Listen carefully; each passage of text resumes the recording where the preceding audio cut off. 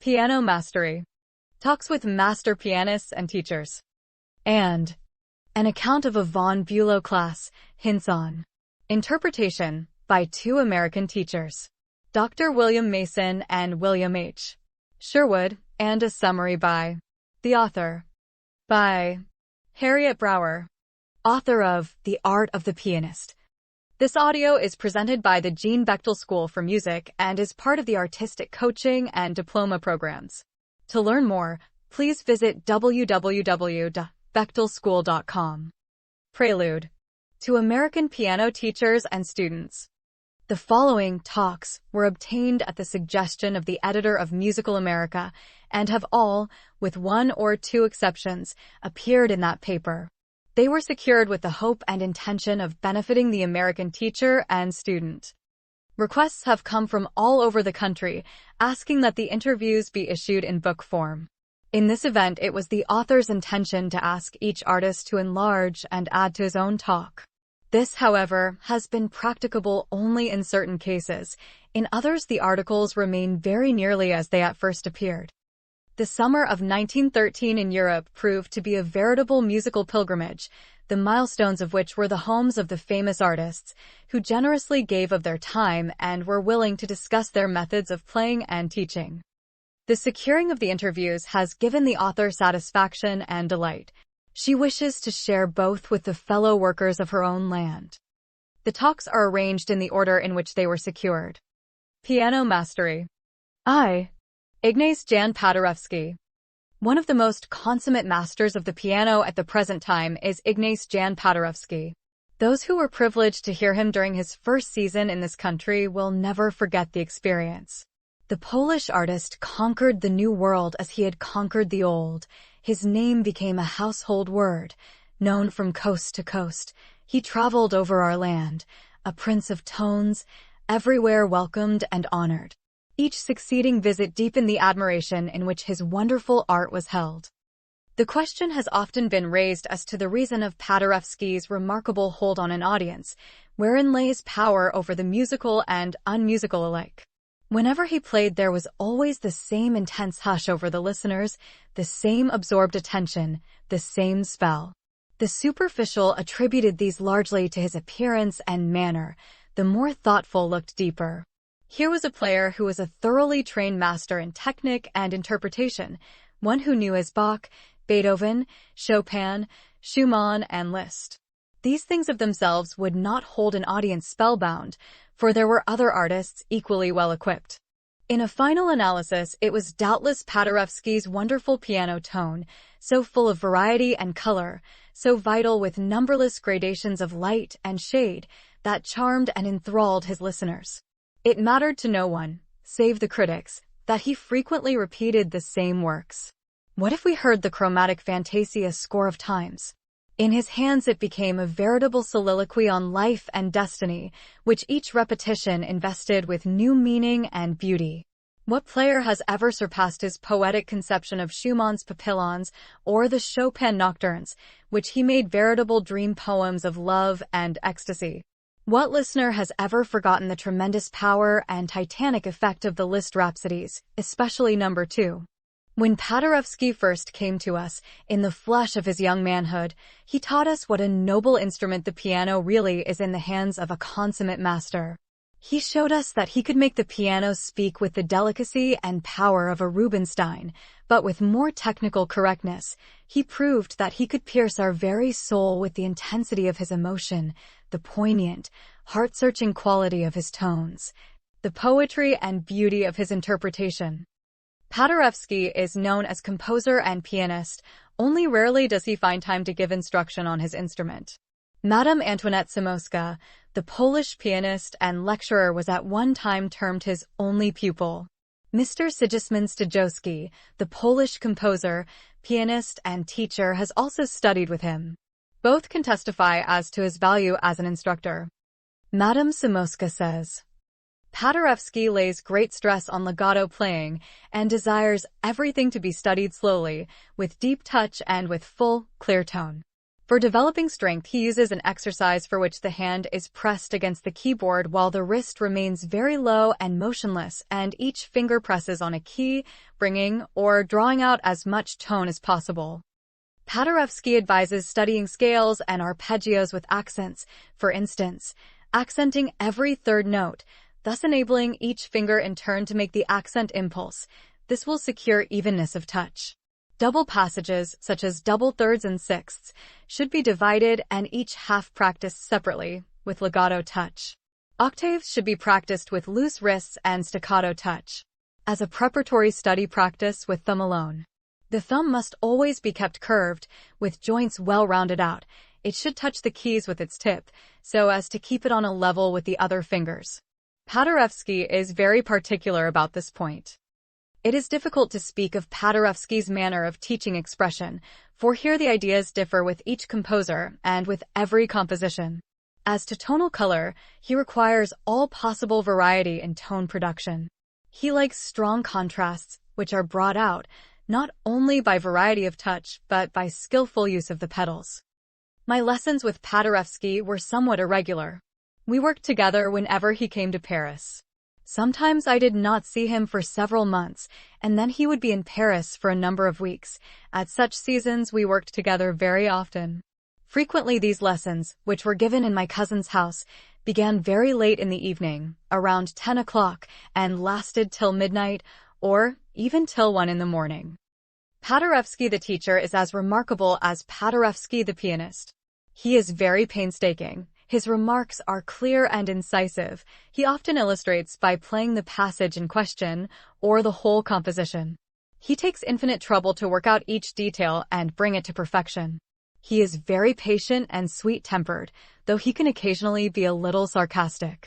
He often grows very enthusiastic over his teaching and quite forgets the lapse of time. In general, however, he does not care to teach and naturally has little time for it. Mr. Stajowski, when questioned in regard to his work with the Polish pianist, said, "Paderewski is a very remarkable teacher. There are teachers who attempt to instruct pupils about what they do not understand or cannot do themselves. There are others who are able to do the thing, but are not able to explain how they do it. Paderewski can both do it and explain how it is done. He knows perfectly what effects he wishes to produce, how they are to be produced, the causes which underlie and bring them about. He can explain and demonstrate these to the pupil with the greatest exactness and detail. As you justly remark, the quality of tone and the variety of tonal gradations are special qualities of Paderewski's playing. These must be acquired by aid of the ear, which tests and judges each shade and quality of tone. He counsels the student to listen to each tone he produces, for quality and variety. Clearness a must principle. The player, as he sits at the piano, his mind and heart filled with the beauty of the music his fingers are striving to produce, vainly imagines he is making the necessary effects. Paderewski will say to him, "No doubt you feel the beauty of this composition, but I hear none of the effects you fancy you are making. You must deliver everything much more clearly. Distinctness of utterance is of prime importance." Then he shows how clearness and distinctness may be acquired. The fingers must be rendered firm, with no giving in at the nail joint. A technical exercise which he gives, and which I also use in my teaching, trains the fingers in up and down movements, while the wrist is held very low and pressed against the keyboard. At first, simple 5-finger forms are used. When the hand has become accustomed to this tonic, some of the Czerny Op. 740 can be played with the hand in this position. Great care should be taken when using this principle, or lameness will result. A low seat at the piano is a necessity for this practice. Sitting low is an aid to weight playing. We all know how low Paderewski himself sits at the instrument. You ask what technical material is employed. Czerny, Op. 740. Not necessarily the entire opus. 3 books are considered sufficient. Also Clementi's Gradus. Of course, scales must be carefully studied, with various accents, rhythms, and tonal dynamics. Arpeggios also. Many arpeggio forms of value may be culled from compositions. There are, as we all know, certain fundamental principles that underlie all correct piano study. though various masters may employ different ways and means to exemplify these fundamentals. Paderewski studied with Leschetizky and inculcates the principles taught by that master, with this difference, that he adapts his instruction to the physique and mentality of the student. Whereas the Vorbereiters of Leschetizky prepare all pupils along the same lines, making them go through a similar routine, which may not in every instance be necessary. Fingering. One point Paderewski is very particular about, and that is fingering. He often carefully marks the fingering for a whole piece. Once this is decided upon, it must be kept to. He believes in employing a fingering which is most comfortable to the hand, as well as one which, in the long run, will render the passage most effective. He is most sensitive to the choice of fingering the player makes, and believes that each finger can produce a different quality of tone. Once, when I was playing a nocturne, he called to me from the other end of the room. "Why do you always play that note with the fourth finger? I can hear you do it. The effect is bad." He has a keen power of observation. He notices little details which pass unheeded by most people. Nothing escapes him. This power, directed to music, makes him the most careful and painstaking of teachers. At the same time, in the matter of fingering, he endeavors to choose the one which can be most easily accomplished by the player. The von Bülow editions, while very erudite, are apt to be laborious and pedantic. They show the German tendency to over-elaboration, which, when carried too far, becomes a positive fault. Correct motion. Another principle Paderewski considers very important is that of appropriate motion.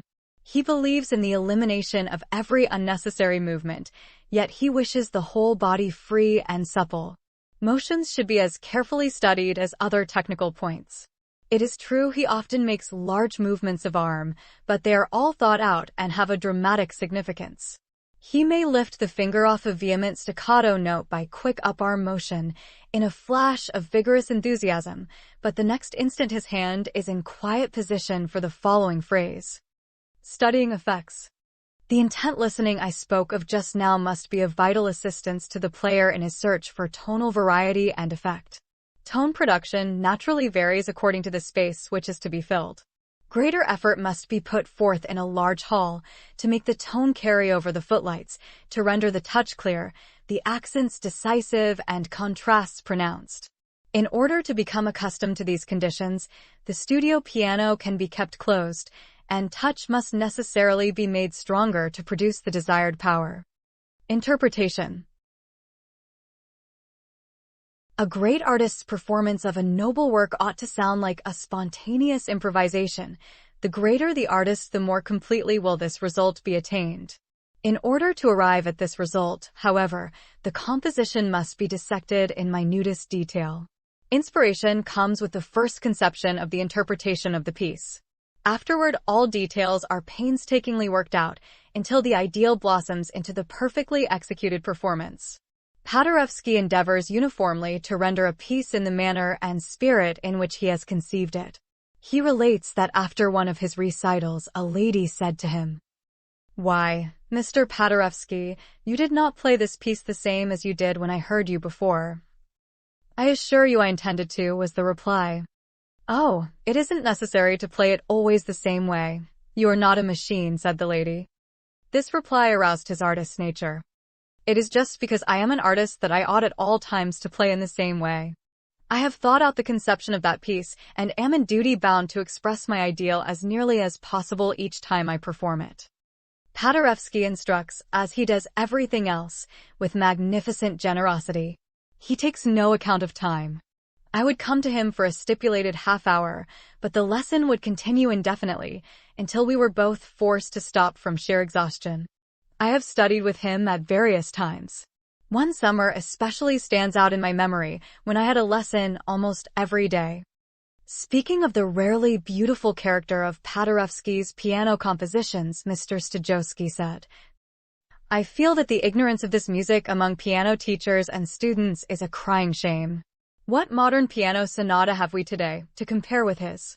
I know of none. And the songs, are they not wonderful? I love the man and his music so much that I am doing what lies in my power to make these compositions better known. There is need of pioneer work in this matter, and I am glad to do some of it.